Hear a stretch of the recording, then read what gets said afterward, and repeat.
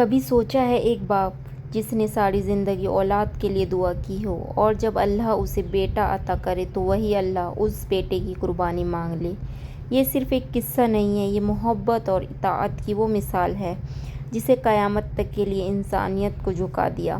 ریگستان کی تنہا رات تھی، آسمان پر ستارے چمک رہے تھے اور اللہ کے نبی حضرت ابراہیم علیہ السلام اپنے ہاتھ اٹھائے اللہ سے دعا مانگ رہے تھے، اے میرے رب مجھے ایک نیک اولاد عطا فرما۔ سال گزر گئے، عمر ڈھلتی گئی، مگر امید کا دیا کبھی نہیں بجھا۔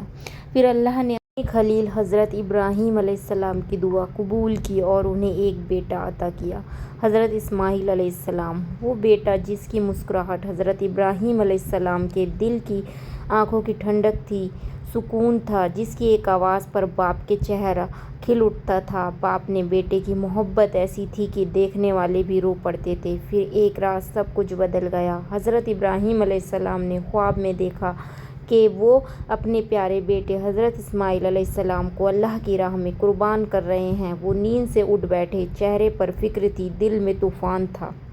کیونکہ اللہ کے نبیوں کا خواب اللہ کے حکم سے ہوتا ہے۔ سوچئے ایک باپ کے دل پر کیا گزری ہوگی جسے بیٹے کو بڑھاپے میں پایا اور اسی کو اللہ کے لیے قربان کرنا تھا۔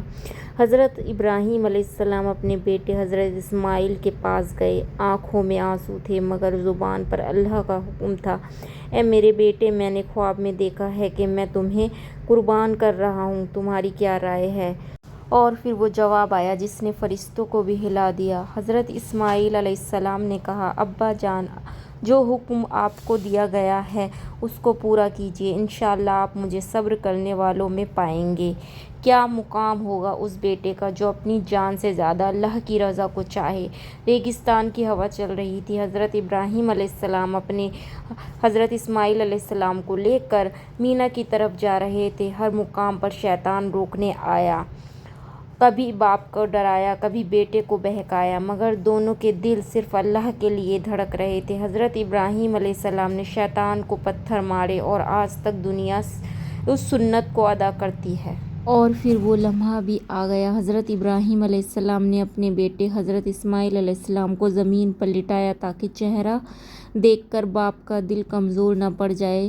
چھری چلائی مگر اللہ اکبر، چھری نے حضرت اسماعیل کو نہ کاٹا، کیونکہ اللہ کو حضرت اسماعیل علیہ السلام کا خون نہیں، حضرت ابراہیم علیہ السلام کا ایمان دیکھنا تھا۔ آسمان سے آواز آئی، اے ابراہیم، تم نے اپنے خواب کو سچ کر دکھایا اور اللہ نے جنت سے ایک دمبا بھیج دیا جو حضرت اسماعیل علیہ السلام کی جگہ قربان ہوا۔ آج بھی ہر عید الاضحیٰ پر دنیا بھر میں مسلمان قربانی کرتے ہیں، مگر اصل قربانی صرف جانور کی نہیں، اصل قربانی اپنی خواہشات کی، اپنی گھمنڈ کی، اپنے نفس کی۔